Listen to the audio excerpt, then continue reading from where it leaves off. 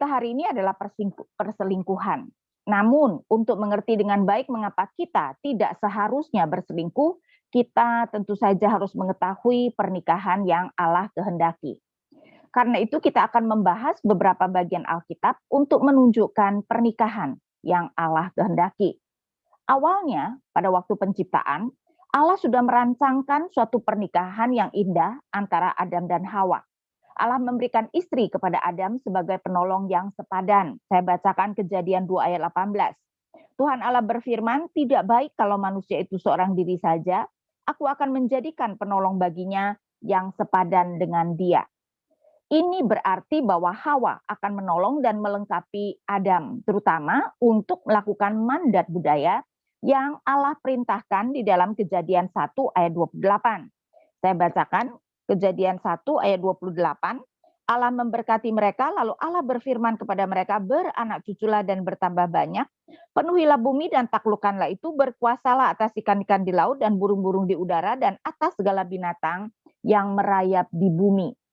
Nah, Allah memberikan istri kepada Adam supaya bisa melakukan apa yang dimandatkan, yaitu beranak cucu dan berkuasa atas segala makhluk hidup yang ada di bumi. Tentu Adam perlu ditolong oleh istrinya untuk beranak cucu dan melaksanakan mandat budaya tersebut. Kemudian berdasarkan relasi Adam dan Hawa yang dikisahkan di dalam Kejadian 2 ayat 18 sampai 23, saya bacakan. Tuhan Allah dari ayat 18, Tuhan Allah berfirman, tidak baik kalau manusia itu seorang diri saja, aku akan menjadikan penolong baginya yang sepadan dengan dia. Lalu Tuhan Allah membentuk dari tanah segala binatang hutan dan segala burung di udara. Dibawanyalah semuanya itu kepada manusia untuk melihat bagaimana ia menamainya, dan seperti nama yang diberikan manusia itu kepada tiap-tiap makhluk yang hidup, demikianlah nanti nama makhluk itu. Manusia itu memberi nama kepada segala ternak, kepada burung-burung di udara, dan kepada segala binatang hutan. Tetapi baginya sendiri ia tidak menjumpai penolong yang sepadan dengan dia. Lalu Tuhan Allah membuat manusia itu tidur nyenyak. Ketika ia tidur, Tuhan Allah mengambil salah satu rusuk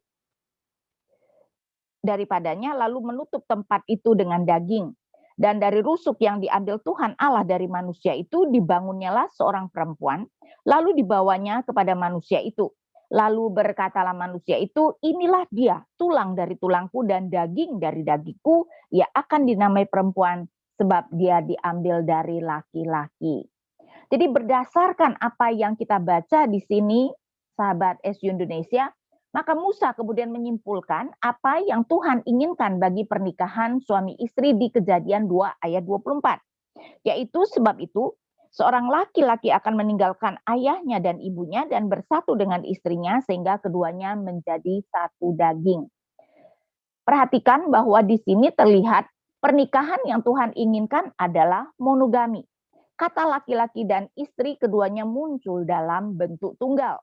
Pernikahan adalah antara seorang laki-laki dan seorang perempuan. Dan sahabat SU Indonesia, dari 3 kata kerja yang terdapat di sini, kita melihat ada 3 prinsip yang Tuhan ingin terapkan bagi pernikahan. Pertama, kata meninggalkan. Ini menunjuk prioritas relasi suami istri dibandingkan dengan relasi orang tua anak. Relasi orang tua anak akan berubah ketika anak menikah. Ini berarti relasi yang paling intim dari seluruh relasi antar manusia adalah relasi suami istri. Ini bertentangan dengan pandangan dunia yang menganggap relasi orang tua anak lebih penting karena ada ikatan darah. Tetapi tidak demikian di mata Tuhan. Relasi suami istri adalah relasi yang paling permanen, yaitu sampai maut memisahkan. Lagi pula relasi suami istri adalah landasan keluarga. Tidak mengherankan ini adalah relasi yang paling penting dari segala relasi antar manusia. Kedua, kata memegang erat. Nah, memang sahabat SU Indonesia, LAI menerjemahkannya, ya, seorang laki-laki akan meninggalkan ayah ibunya dan bersatu dengan istrinya. Tapi harafiannya adalah memegang erat. Seorang suami seharusnya memegang erat istrinya, yang artinya melindungi istrinya. Kejatuhan terjadi karena Adam tidak melindungi istrinya dari godaan iblis. Suami adalah kepala keluarga dan seharusnya ia melindungi istrinya dari segala mara bahaya dan godaan. Yang ketiga adalah kata menjadi satu. Ini menunjukkan suatu proses menuju keintiman sampai menjadi satu. Satu-satunya relasi antar manusia yang dikatakan menjadi satu adalah relasi suami istri. Ini meneladani relasi Allah Tritunggal atau Allah Tritunggal yang adalah satu. Dan ini menunjukkan bahwa suami istri seharusnya menjadi satu. Bukan hanya secara fisik, tapi dalam segala hal, termasuk tentu saja satu hati dalam melaksanakan apa yang Tuhan perintahkan. Dengan demikian, sahabat SU Indonesia, dari kisah penciptaan kita melihat bahwa relasi suami istri adalah relasi yang paling penting dan paling intim dari segala relasi antar manusia. Dan bahwa suami istri seharusnya bersama-sama melaksanakan mandat yang telah Allah berikan kepada manusia. Berikutnya, kita melihat bahwa Allah sering memakai metafora pernikahan untuk menunjukkan relasinya dengan umatnya. Allah adalah suami dan umat Israel adalah istrinya. Ini bisa terlihat dari pernikahan Hosea dengan Gomer yang melambangkan relasi Tuhan dengan umatnya. Nah, metafor ini diteruskan dalam Perjanjian Baru, di mana relasi antara Kristus dengan jemaatnya juga dilambangkan dengan pernikahan. Kristus sebagai pengantin laki-laki dan gereja sebagai pengantin perempuan. Paulus di dalam Efesus 5 ayat 31 dan 32 mengkaitkan Kejadian 2 ayat 24 dengan relasi Kristus dan jemaatnya. Karena itu Paulus mengatakan, sebab itu laki-laki akan meninggalkan ayahnya dan ibunya dan bersatu dengan istrinya sehingga keduanya menjadi satu daging, ya, itu mengutip Kejadian 2 ayat 24. Rahasia ini besar, tetapi yang aku maksudkan ialah hubungan Kristus dan jemaat. Nah, sahabat SU Indonesia melihat betapa relasi suami istri adalah relasi yang paling penting dan paling intim dari segala relasi antar manusia. Dan bahwa relasi ini bahkan dipakai untuk menggambarkan relasi Allah dengan umat Israel, Kristus dengan jemaatnya, maka pastilah ini adalah relasi yang kudus, yang sangat serius. Karena itu perselingkuhan yang pastinya akan merusak relasi ini merupakan dosa dan kejahatan yang sangat serius.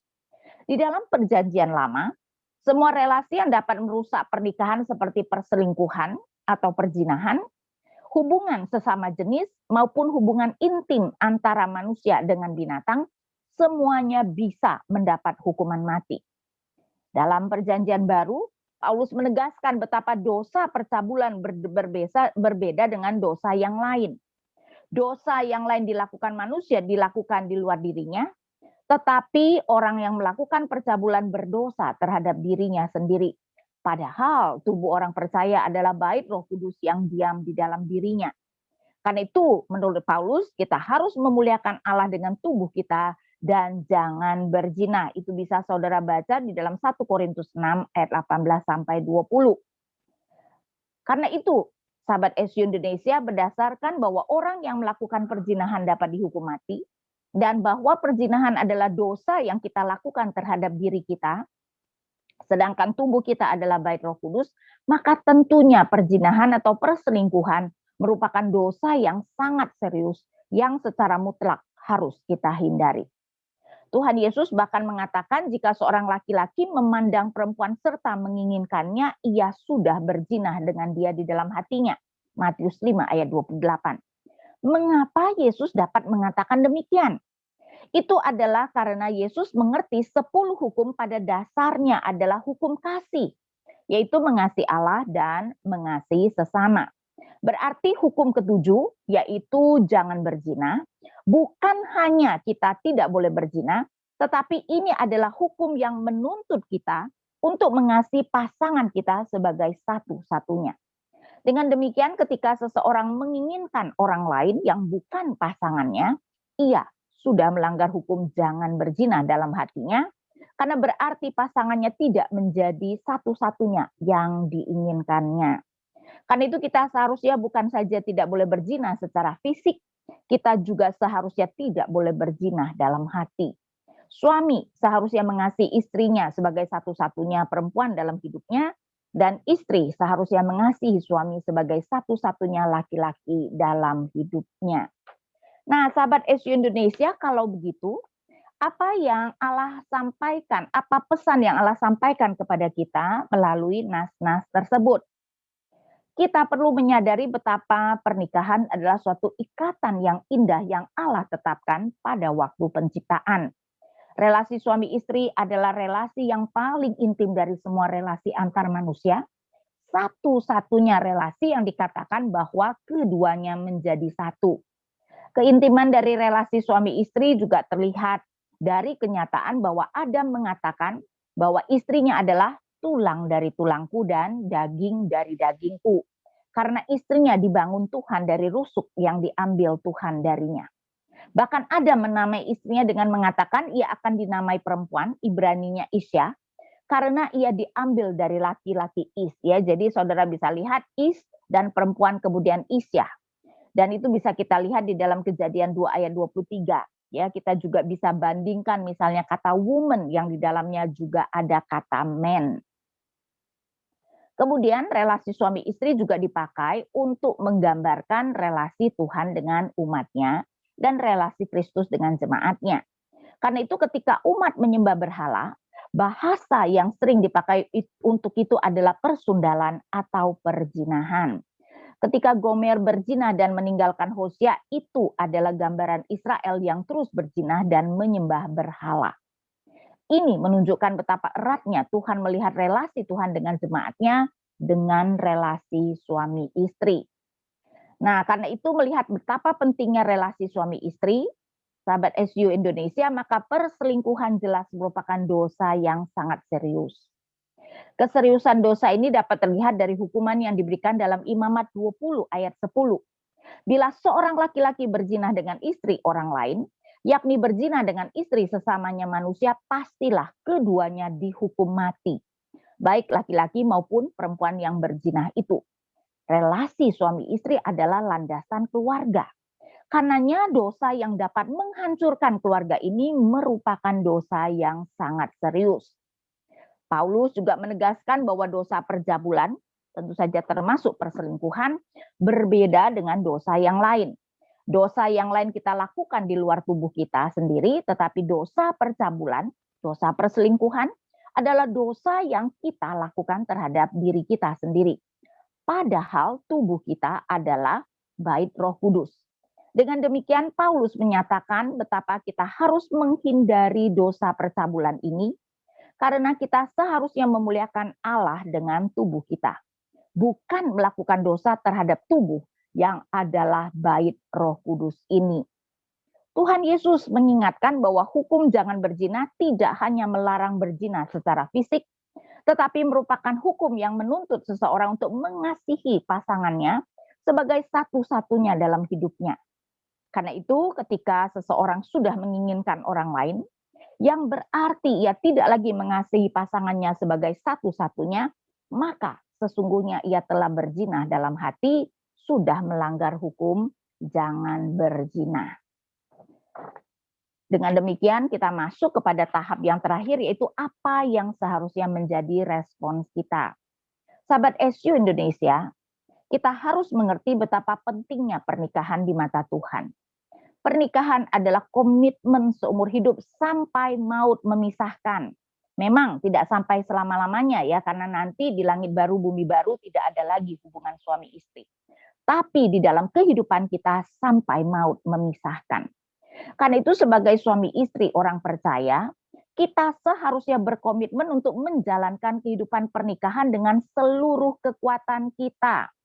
Karena itu betapapun banyaknya masalah dalam pernikahan kita, kita seharusnya berupaya untuk menyelesaikannya dengan pertolongan Tuhan dan bukan lari dari permasalahan kita, apalagi dengan menjalin hubungan dengan orang lain. Alkitab menganalogikan penyembahan berhala dengan perzinahan. Ini menunjukkan betapa seriusnya Tuhan melihat dosa perselingkuhan. Karena itu betapapun sakit hatinya kita kepada pasangan kita, jangan pernah melakukan pembalasan dengan melakukan perselingkuhan. Kita perlu memandang setiap dosa, saudara-saudara, bukan dari perspektif manusia, tetapi dari perspektif Tuhan. Daud berkata di dalam Mazmur 51 ayat 6, terhadap engkau sajalah aku telah berdosa dan melakukan apa yang kau anggap jahat. Nah, Mazmur 51 adalah Mazmur yang ditulis Daud setelah dia ditegur mengenai dosanya dengan Batsyeba.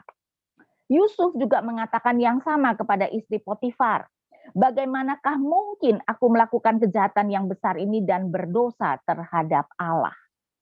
Jadi semua dosa kita perlu lihat dari perspektif Allah, termasuk dosa perselingkuhan. Karena apa? Karena ketika kita melihat dari perspektif manusia, atau pasangan kita yang sudah melakukan banyak hal yang mungkin sangat menyakitkan hati kita dapat tergoda untuk membalasnya dengan menyakiti hatinya. Misalnya dengan berselingkuh. Tetapi kita harus melihat perspektif dosa terutama di dalam relasi kita dengan Tuhan. Ketika kita berselingkuh itu jahat di mata Tuhan, terlepas dari apapun yang telah pasangan kita lakukan kepada kita. Intinya, sahabat SU Indonesia, kalau kita hanya melihat dari perspektif pasangan kita mungkin bisa merasionalkan bahwa kita boleh berselingkuh. Tetapi ketika kita melihatnya dari perspektif Allah, tidak mungkin kita bisa merasionalkan bahwa kita boleh berselingkuh. Kemudian sahabat SU Indonesia, jika kita sudah terlibat dalam perselingkuhan, maka yang harus kita lakukan adalah bertobat dan jangan melakukan lagi. Allah kita adalah Allah yang pengampun. Seperti Allah mengampuni dosa Daud ya, dosa Daud dengan Batsyeba dan bahkan membunuh suami dari Batsyeba. Walaupun bukan berarti Allah tidak menghukum Daud. Allah juga akan mengampuni jika kita sungguh-sungguh bertobat. Kita juga seharusnya meminta ampun kepada pasangan kita yang sudah sangat kita sakiti. Jika kita adalah pasangan yang disakiti, maka kita juga harus belajar untuk mengampuni walaupun tentu hal itu merupakan hal yang sangat sulit. Seperti yang saya katakan, ya relasi suami istri juga menggambarkan relasi Kristus dengan jemaatnya. Bukankah Tuhan Yesus, bukankah Allah berkali-kali mengampuni kita walaupun kita terus jatuh di dalam dosa-dosa bahkan perzinahan atau penyembahan berhala.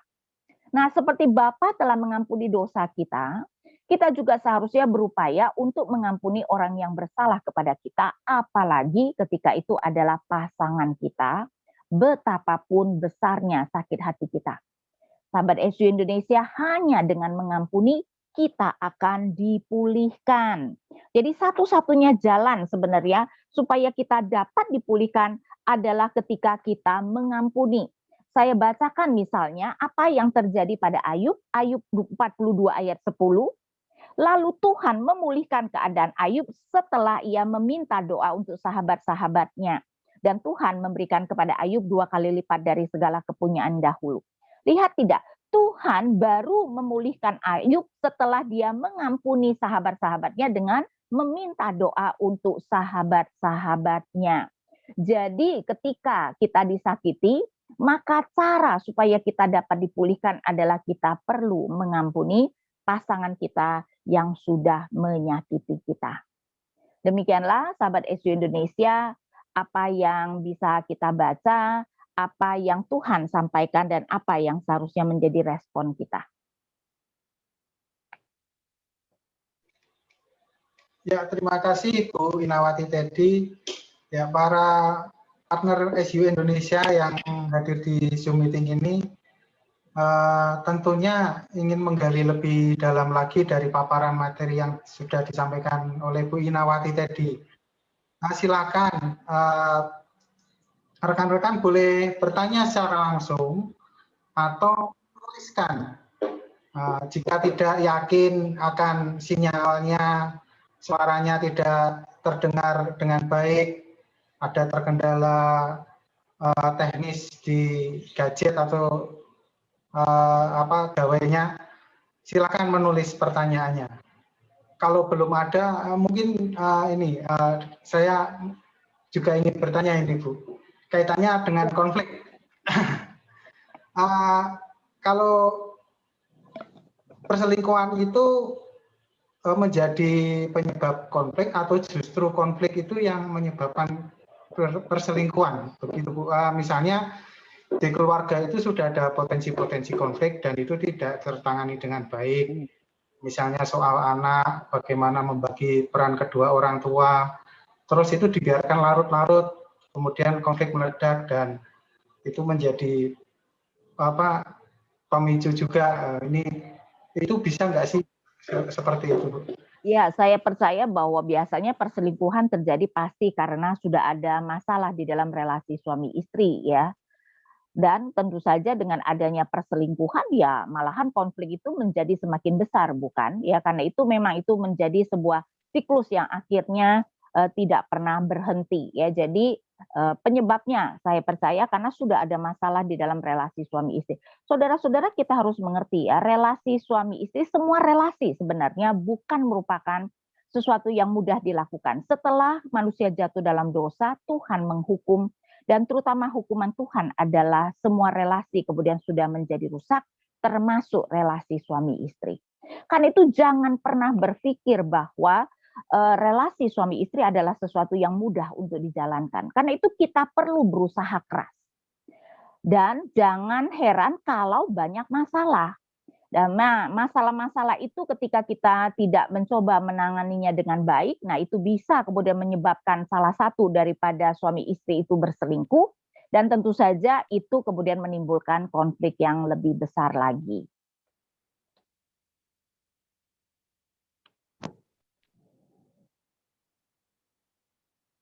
Ya, terima kasih Bu Inawati tadi. Ini ada pertanyaan Bu dari Pak Frankie Wilson. Shalom Bu Inawati, apa ciri-ciri orang mulai selingkuh? Ada ciri-cirinya nggak Bu orang yang selingkuh itu? Selamat sore Pak Frankie. Wah, saya kurang tahu tuh ya ciri-ciri orang yang berselingkuh. Saya rasa setiap orang mungkin berbeda-beda ya. Jadi terus terang saya tidak ahli dalam hal itu. Jadi saya kurang bisa tahu tuh apakah ada ciri-ciri tertentu orang yang berselingkuh.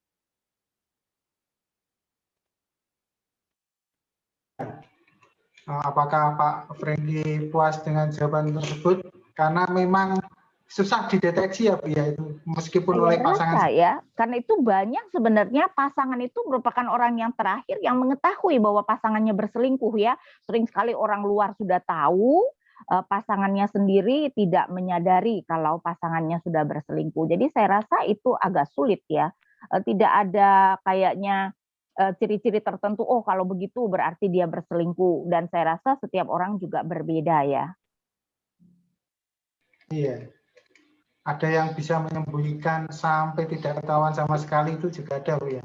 Betul, betul. Bahkan ada yang baru ketahuan setelah dia meninggal kan, tahu-tahu ada ya, ada istri yang lain datang misalnya. Ya, sehingga memang saya rasa itu adalah hal yang sulit diketahui. Berarti mengenai ini relasi dengan orang lain juga ikut peran dalam keluarga kita. Jadi maksudnya pihak ketiga itu bisa positif, bisa negatif itu terkait dengan perselingkuhan tadi. Apakah memberitahu pasangan ini selingkuh itu membantu keluarga itu, Bu? Misal kalau saya sih lebih setuju kita mungkin menasehatkan supaya dia yang memberitahukan kepada pasangannya sendiri ya. Jadi ketika kita tahu misalnya ada suami istri yang berselingkuh ya kita kalau misalnya kita adalah sahabat mereka ya kita seharusnya meminta supaya pasangan yang berselingkuh itu yang memberitahukan. Karena ketika orang lain yang memberitahukan itu lebih menyakitkan dan memalukan ya, memalukan bagi pasangan yang disakiti itu. Oh, ternyata sekarang semua orang sudah tahu. Jadi selain dia sakit hati karena dikhianati, sekarang dia merasa malu kepada orang-orang lain yang mengetahuinya. Karena itu saya rasa paling baik adalah kita mendorong pasangan yang berselingkuh itu untuk berani mengakui kepada pasangannya. Tentu saja ya, tentu saja dengan juga bertobat dan tidak mau lagi melakukannya. Ada pertanyaan lagi Bu di kolom chat. Apakah orang yang sedang atau pernah berselingkuh dia bisa melakukannya lagi di kemudian hari. Jadi selingkuh itu kayak jadi kebiasaannya itu, jadi semacam habitus itu.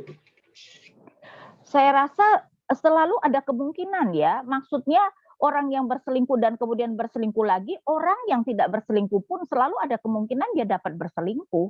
Jadi kalau ditanyakan apakah ada kemungkinan, jelas ya, dan mungkin memang kalau sudah pernah berselingkuh, kemungkinan bahwa nanti juga ketika ada masalah dia berselingkuh biasanya lebih besar. Tapi saudara-saudara, setiap kita sebenarnya bisa jatuh ke dalam dosa perselingkuhan. Jangan berpikir bahwa wah saya adalah orang yang saleh, saya adalah orang yang baik, saya tidak mungkin jatuh dalam dosa perselingkuhan. Jangan pernah berpikir seperti itu.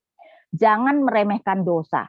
Karena ketika kita kemudian meremehkan dosa, kita itu mungkin sedang melangkah kepada dosa tersebut. Karena Tuhan Yesus berkata, roh memang penurut tetapi daging itu lemah. Jadi setiap kita sebenarnya kemungkinan untuk jatuh ke dalam perselingkuhan ataupun melakukan dosa-dosa yang lain itu selalu ada. Ingat ya, kita itu manusia sebenarnya setelah Adam jatuh dalam dosa tidak dapat berbuat baik.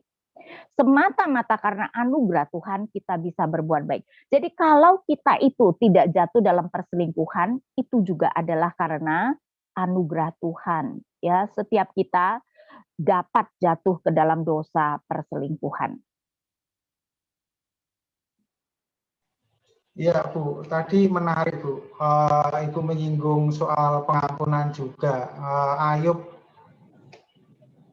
dipulihkan ketika dia sudah mau mengampuni sahabat-sahabatnya.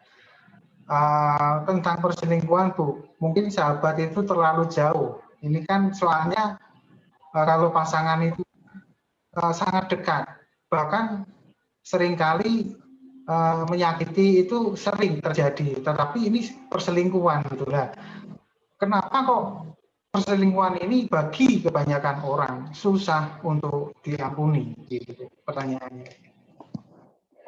Karena ketika itu adalah orang yang paling dekat dengan kita, kita menjadi semakin sakit dan ketika kita dikhianati. Karena itu tidak mengherankan kenapa perselingkuhan dari pasangan kita yang adalah harusnya orang yang paling dekat dengan kita menjadi sesuatu yang begitu menyakitkan. Ya, jadi memang karena kan kita merasa dikhianati dan itu adalah orang yang paling dekat kan. Ingat, relasi suami istri adalah relasi yang paling intim dari segala relasi antar manusia sehingga Alkitab sampai mengatakan keduanya menjadi satu. Bayangkan ya, dikhianati oleh orang yang kita itu keduanya menjadi satu. Tentu saja itu sangat menyakitkan. Karena itu memang itu adalah dosa yang sangat menyakiti ya, tetapi jangan lupa kita sudah diampuni oleh Tuhan dan karena itu kita harus belajar untuk mengampuni bahkan ketika itu adalah hal yang begitu menyakitkan kita. Memang tidak mudah, tetapi kita perlu belajar. Karena itu memang saya sih selalu percaya di dalam relasi suami istri belajar untuk saling mengampuni itu adalah hal yang sangat-sangat penting. Nah, sahabat SU Indonesia kita harus mengerti ya, karena pasangan kita adalah orang yang paling dekat dengan kita, jadi kemungkinan besar dia adalah orang yang paling menyakiti kita dalam kehidupan kita. Dan kita pun adalah orang yang paling menyakiti dia dalam ya di dalam kehidupan ini. Karena itu kenapa kerelaan untuk mengampuni adalah hal yang sangat penting, sangat mendasar dalam hubungan suami istri. Iya Bu, terima kasih untuk pencerahannya. Bu, ini ada pertanyaan lagi dari Pak Kemat Rawageni. Jujur seringkali kami melihat, terutama saya, kalau melihat orang lawan jenis terus bayangin apakah ini juga termasuk kategori selingkuh. Mohon pencerahannya, terima kasih. Nah, menurut Tuhan Yesus kalau sudah menginginkan ya berarti sudah melanggar hukum jangan berzina. Karena sebenarnya ya kita sering sekali salah mengerti berpikir bahwa 10 hukum cuman jangan karena memang 8 dari 10 hukum dimulai dengan kata jangan. Tapi sebenarnya inti daripada 10 hukum Tuhan adalah mengasihi Allah dan mengasihi sesama. Jadi hukum jangan berzina berarti kita seharusnya mengasihi pasangan kita sebagai satu-satunya ya suami melihat istri sebagai satu-satunya perempuan dalam hidupnya dan istri melihat suami sebagai satu-satunya laki-laki dalam hidupnya. Kan itu ketika kita sudah menginginkan orang lain, berarti kita tidak lagi melihat pasangan kita sebagai satu-satunya dalam hidup kita. Karena itu menurut Tuhan Yesus sudah merupakan melanggar dosa jangan berzina. Ya. Saya bacakan misalnya apa yang dikatakan di sini ya. Saya bacakan Matius 5 dari ayat 27. Kamu telah mendengar firman jangan berzina, tetapi aku berkata kepadamu setiap orang yang memandang perempuan serta menginginkannya sudah berzina dengan dia dalam hatinya.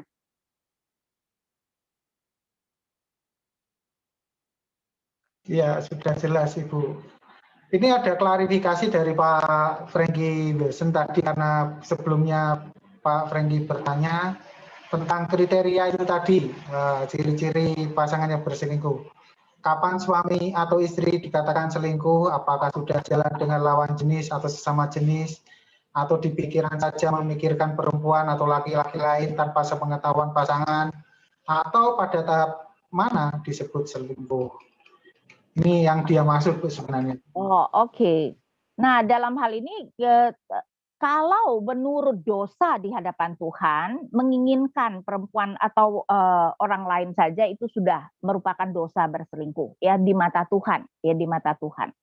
Tetapi kalau kita berbicara tentang misalnya di dalam perjanjian lama kan dosa berselingkuh itu bisa dihukum mati, itu tentu saja yang dimaksudkan adalah perselingkuhan secara fisik ya. Jadi ketika benar-benar kedua orang itu sudah melakukan hubungan badan secara fisik ya. Jadi tergantung kita itu mendefinisikan menurut perspektif mana. Kalau dosa di hadapan Tuhan menginginkan orang lain yang bukan pasangannya itu sudah melanggar hukum jangan berzina. Tetapi mungkin secara umum kita melihat bahwa dosa perselingkuhan itu ketika kita melakukan secara fisik ya. Terima kasih Bu Ina. Ada lagi dari Pak Irvin Tolanda, Bu. Tadi Ibu menyebutkan mengenai pernikahan monogami.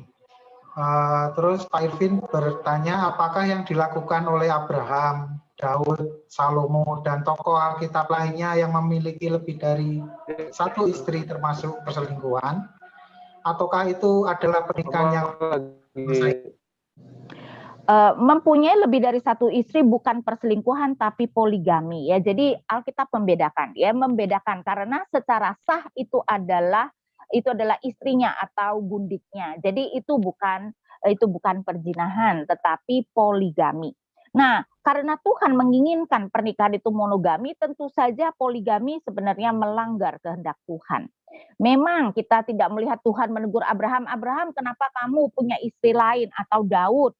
Tetapi dari cara Alkitab menunjukkan masalah-masalah yang besar yang kemudian terjadi di dalam keluarga yang poligami, misalnya Abraham karena itu dia harus mengusir Hagar dan Ismail. Yakub anak-anak atau kakak-kakak Yusuf sampai mau membunuh tetapi akhirnya menjual Yusuf.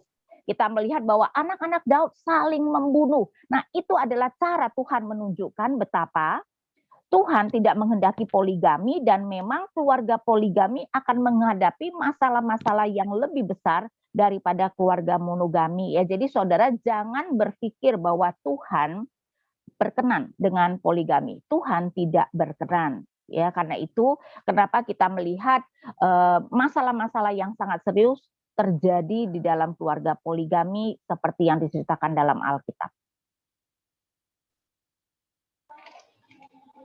Iya, menarik Bu, mengenai monogami ini karena memang ternyata tokoh-tokoh Alkitab di PL itu banyak melakukan poligami dan ternyata di PB hal itu ditegaskan kembali oleh Tuhan Yesus bahwa ternyata itu tidak boleh gitu ya. Jadi betul. Ya teman-teman, ini kita hadir di sini banyak yang bisa kita gali dari Ibu Inawati, silakan. Kalau ya silakan. Ya, terima kasih. Saya bertanya Bu. Ya. Bagaimana seharusnya sikap kita kalau kita andai kata kita jadi korban kita yang jadi korban perselingkuhan dan pasangan kita sudah tidak menginginkan kita lagi, dalam artian ingin menceraikan. Lalu ketika kita sudah diceraikan dan kita juga ingin mencari pasangan lain, apakah itu juga bagian dari berselingkuh? Terima kasih. Nah, dalam hal itu pertama-tama berbicara kalau belum bercerai ya, maka kita seharusnya berupaya. Ya, kita seharusnya berupaya. Ingat ya, relasi pernikahan orang Kristen itu melambangkan Kristus dengan jemaatnya. Bayangkan nggak sih kalau Kristus menceraikan jemaatnya, kita semua binasa tuh. Kan itu seharusnya memang pernikahan itu seperti yang Tuhan Yesus katakan, sampai maut memisahkan. Tetapi saya juga mengerti bahkan di antara orang Kristen kadang-kadang perceraian tidak terelakkan. Nah, karena itu kalau misalnya pasangan kita yang sudah berselingkuh dan akhirnya kita bercerai, nah memang ini bisa mempunyai pandangan yang berbeda-beda ya. Ada yang mengatakan kalaupun sudah bercerai tidak boleh menikah. Kalau saya lebih melihat bahwa perceraian itu dianggap sah kalau ada perzinahan. Kalau ada perzinahan ya, dan berarti kalau perceraian itu dianggap sah, ya berarti pasangan yang tidak bersalah itu kemudian boleh menikah lagi. Tetapi kalau perceraian itu bukan karena perzinahan, maka pasangan yang sudah bercerai itu tidak boleh menikah. Karena menikah berarti dia kemudian melakukan perzinahan. Izin Bu bertanya. Ya, silakan. Ini kayaknya ini enggak benar nih. Shalom Bu Irawati tadi. Selamat Iya. malam. Iya, Halo. silakan. Halo, ya silakan. Kedengeran Bu suaranya Bu Irawati? Iya, sekarang sih kedengeran. Ya, selamat sore menjelang malam Bu. Izin bertanya. Bisa terdengar Bu? Iya, ayo silakan. Sekarang nggak kedengeran. Terima kasih waktunya Bu. Tadi di paparan Ibu menyampaikan kayak kalau nggak salah tadi ada satu kondisi di mana terkesan Adam dipersalahkan ketika tidak menjaga istrinya dengan baik. Terbukti si Hawa itu memakan buah kolbi dan tidak dijaga oleh Adam. Itu tadi yang saya tangkap tadi. Iya, betul. Nah ini kesannya kok terjadi Adam yang dipersalahkan, padahal ketika itu yang digoda oleh iblis adalah si Hawa itu, di mana Hawa tergiur dengan buah kehidupannya. Nah itu apa tidak kita tidak mempersalahkan, tapi ini cuma diskusi Bu ya barangkali. Oke. Kenapa saya menganggap begitu? Itu yang pertama. Pertama-tama mungkin saya jawab dulu ya. Kesan saya yang kedua Bu. Oke, silakan Bu, silakan. Karena kalau kita melihat Tuhan kan menjadikan Adam sebagai kepala keluarga, karena itu dia yang memberi nama, ya memberi nama perempuan. Nah, memberi nama di dalam dunia kuno menunjukkan kuasa. Karena itu kita melihat bahwa Tuhan menghendaki suami yang sebagai kepala keluarga. Nah, ketika istrinya digoda, kan Adam ada bersama-sama dengan dia. Kita bisa melihat di dalam Kejadian 3 ayat 6. Perempuan itu melihat bahwa buah pohon itu baik untuk dimakan dan sedap kelihatannya. Lagi pula pohon itu menarik hati karena memberi pengertian. Lalu ia mengambil dari buahnya dan dimakannya dan diberikannya juga kepada suaminya yang bersama-sama dengan dia. Berarti Adam ada di samping istrinya dan tidak mencegahnya. Padahal Adam adalah kepala keluarga. Karena itu kita bisa melihat Tuhan pertama-tama menegur Adam, bukan menegur Hawa. Dan itu menunjukkan bahwa Tuhan menganggap Adam yang terutama bertanggung jawab. Baik. Boleh yang kedua Bu? Ya. Halo, boleh yang kedua Bu? Iya, silakan. Yang kedua, barangkali terkait tadi pernyataan Ibu nyatakan bahwa kelihatannya jaringan itu adalah konsentrasi. Halo, terputus-putus Pak, terputus-putus. Perselingkuhan adalah apa? perselingkuhan adalah dosa yang Allah itu sangat konsentrasi untuk itu, Bu. Sangat serius, dosa yang sangat Ya, serius. serius. Iya, kenapa? Nah, Jadi? apakah hanya perselingkuhan saja, Bu? Yang lain dianggap tidak serius? Oh, enggak dong, dosa yang serius banyak sekali dan bisa kita melihat dosa-dosa yang kalau di Perjanjian Lama dihukum mati berarti itu adalah dosa-dosa yang serius, termasuk di dalamnya perselingkuhan. Kan dosa yang serius bisa banyak dong, Pak. Ya, dan perselingkuhan adalah salah satu dosa yang sangat serius di mata Tuhan. Karena itu kenapa di Perjanjian Lama hukumannya mati loh, Pak. Iya, Bu, cuma klarifikasi aja, Bu. Supaya Oke. clear, Bu, supaya jangan ada tingkatan-tingkatan dosa, Bu, maksudnya. Demikian, Bu, barangkali, Bu. Makasih. Soal tingkatan dosa ya Kembalikan, ada dong, Pak. Ya, ada tingkatan dosa. Karena itu kenapa ada dosa yang dihukum mati, ada yang tidak dihukum mati. Betul, Alkitab mengatakan semua dosa-dosa yang sekecil apapun upahnya adalah maut, tapi bukan berarti tidak ada tingkatan dosa. Ya, ada dosa-dosa yang lebih menyakiti Tuhan daripada dosa-dosa yang lain misalnya.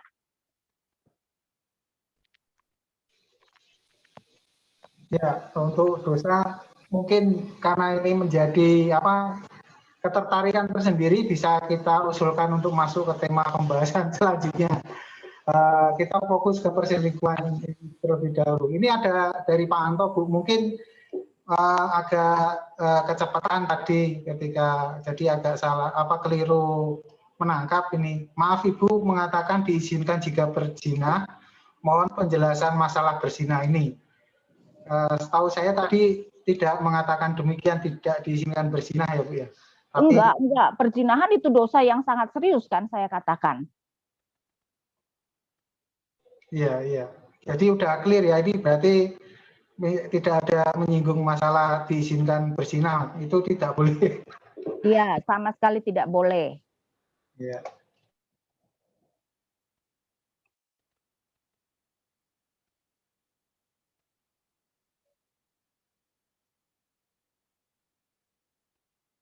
Halo?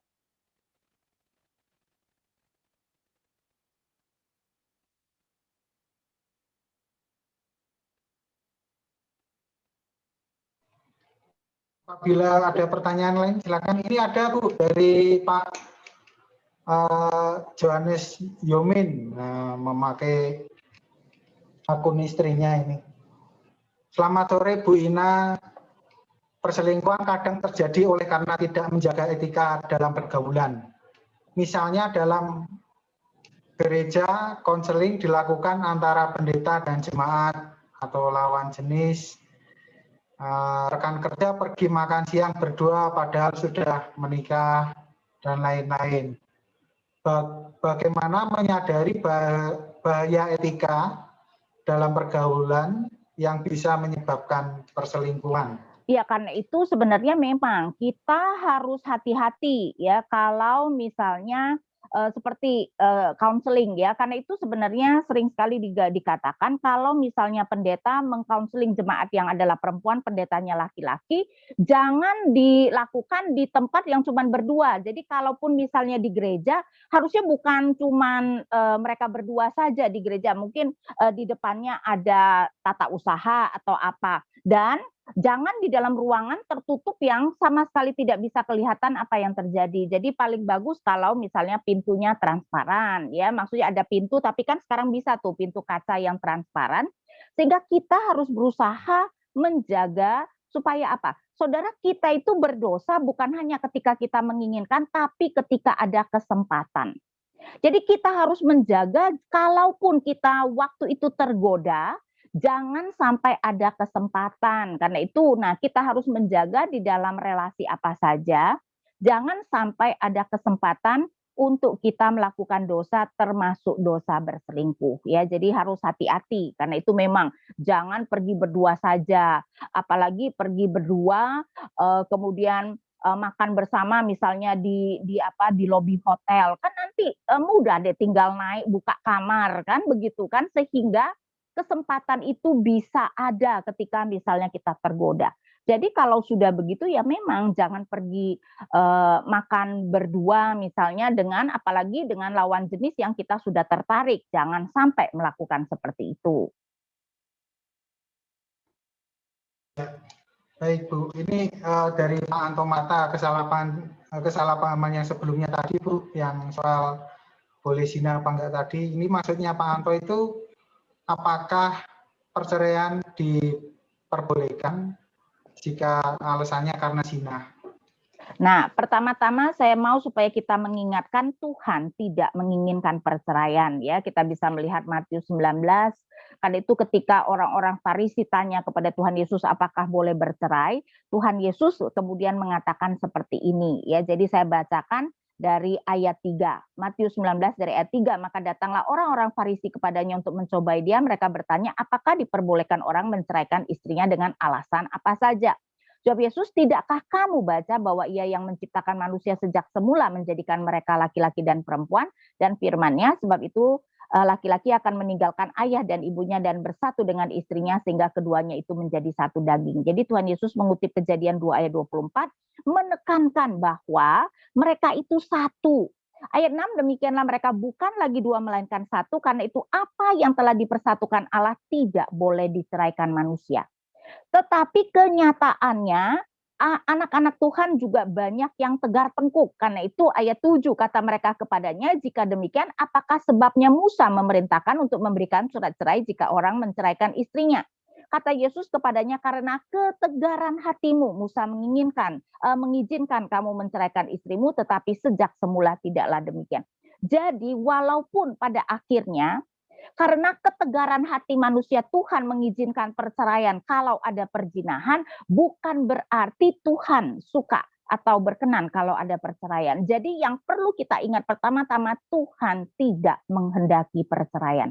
Jadi kalaupun ada perselingkuhan di dalam keluarga, seharusnya ya yang disakiti itu yang berselingkuh bertobat, pasangan yang disakiti kemudian mengampuni dan kemudian berupaya supaya pernikahan itu bisa dipertahankan. Tetapi memang kalau sampai tidak bisa dipertahankan, maka ketika terjadi perzinahan, perceraian itu bisa dianggap sah sebagai di mata Tuhan. Ya, tapi sekali lagi kita seharusnya ingat Tuhan tidak menginginkan perceraian. Jadi bukannya kalau begitu gampang kita kalau kita orang Kristen kalau pasangan kita berzina kita menceraikan saja. Tidak. Bukan seperti itu. Kita seharusnya belajar untuk mengampuni karena Tuhan tidak menginginkan perceraian walaupun Tuhan izinkan terjadi karena ketegaran hati manusia.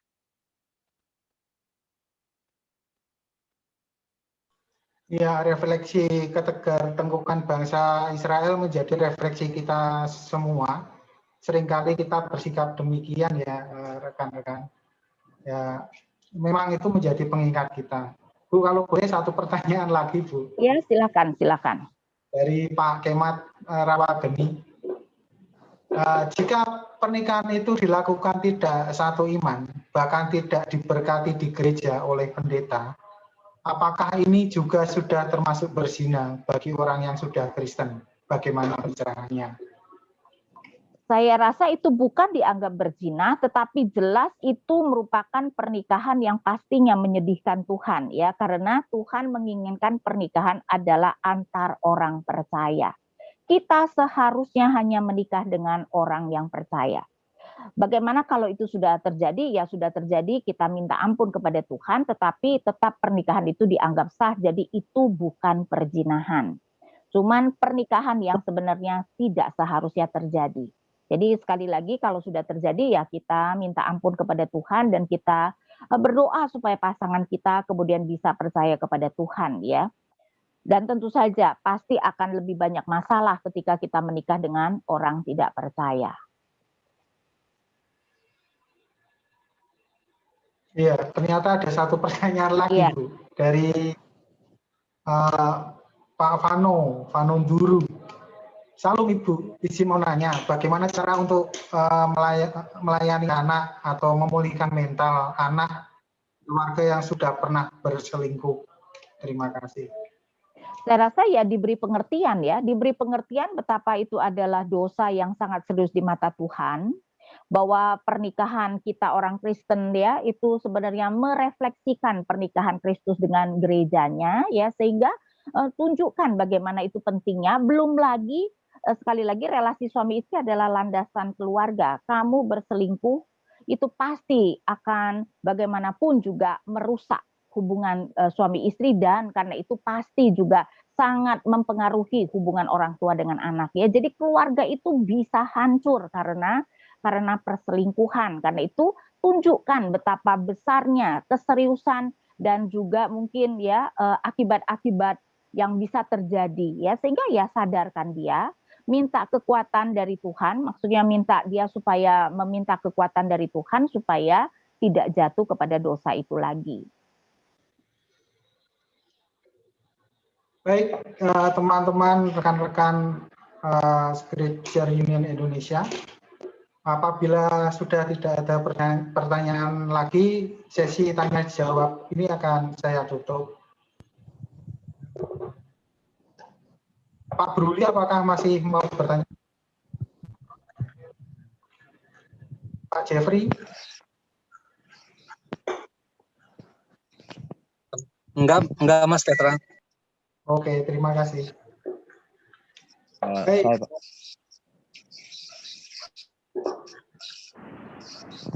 Ya, teman-teman, berikut ini ada buku penunjang untuk pelayanan maupun untuk memperkaya kita.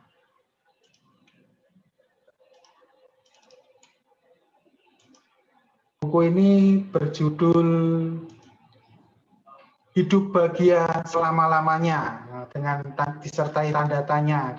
Hidup bahagia, setiap orang pasti menginginkan hidupnya bahagia. Berbagai cara ditapaki untuk meraih kebahagiaan, salah satunya adalah menjalani kehidupan bersama seorang yang tercinta. Benarkah pernikahan dan perkawinan merupakan jalan untuk meraih kebahagiaan hidup? Dalam buku ini kita bisa mendapatkan panduan untuk memantapkan langkah menuju perkawinan bagi para mentor atau bagi orang tua. Buku ini juga bisa digunakan untuk mendampingi anak didik ataupun anak-anaknya. Untuk buku pemandu harganya 50.000, buku peserta 65.000. Bisa dihubungi di nomor 0856 978 9567 atau transfer di BCA 106 300 6622. Ya, kembali dengan Bu Ina. Bu, terima kasih untuk paparannya. Berikut ini saya merasa diberkati karena sudah mendapatkan ilmu yang demikian dari Ibu Ina. Konklusinya Bu, dari perselingkuhan ini, apakah yang dapat memperkuat kita semua yang hadir di sini, bagaimana kita menjadi dibentengi atau semakin diperkaya lagi supaya tidak terjerat dalam dosa perselingkuhan. Setelah itu ditutup dengan doa, boleh Bu ya? Oke, baik. Baik, sahabat SU Indonesia, kita harus mengerti pernikahan itu adalah relasi ya, relasi suami istri adalah relasi yang paling intim dari semua relasi antar manusia. Tentu saja relasi kita dengan Tuhan seharusnya yang paling penting, tapi di antara semua relasi antar manusia, relasi suami istri adalah yang paling penting, sampai dikatakan keduanya menjadi satu. Orang tua anak tidak pernah dikatakan keduanya menjadi satu. Karena itu kita harus mengerti pernikahan yang Tuhan inginkan itu adalah pernikahan yang sangat serius, yang sampai maut memisahkan. Karena itu bagi orang percaya, seharusnya kita itu setia, kita itu berkomitmen kepada pasangan kita, jangan melakukan perselingkuhan.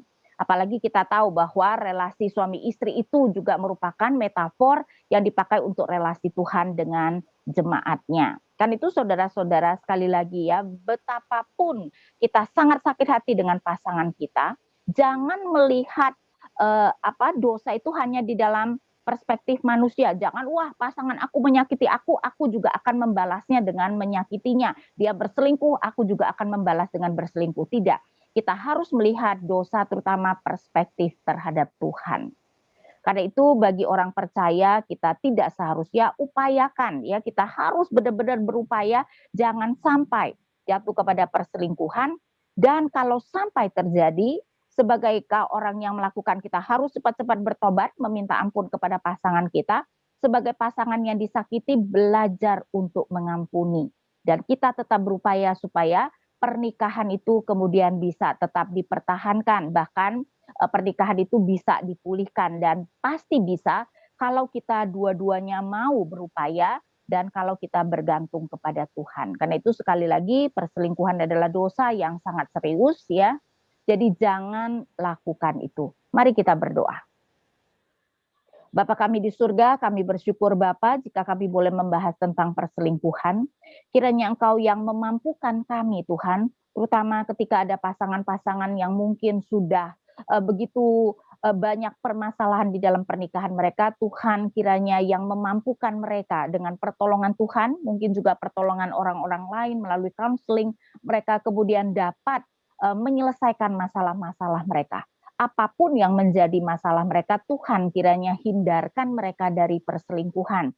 Dan kiranya Tuhan yang boleh beranugerah sehingga pernikahan yang bagaimanapun sulitnya, Tuhan mampukan pasangan-pasangan itu untuk mengatasinya dan kemudian menjalankan pernikahan itu dengan lebih baik lagi. Tuhan mampukan kami untuk boleh mengerti betapa seriusnya dosa perselingkuhan di hadapan-Mu. Karena itu Tuhan, biarlah apapun yang terjadi, betapapun pasangan kami menyakitkan kami, kiranya kami tidak berpikir untuk melakukan perselingkuhan. Tuhan kiranya yang memberkati setiap kami yang mendengarkan, berkati juga pernikahan-pernikahan anak-anak-Mu, dan Tuhan yang memampukan di dalam setiap pernikahan, kami boleh berupaya sebaik mungkin untuk menjalankan pernikahan itu dan memuliakan nama-Mu. Kami berdoa hanya di dalam nama Tuhan kami Yesus Kristus. Amin.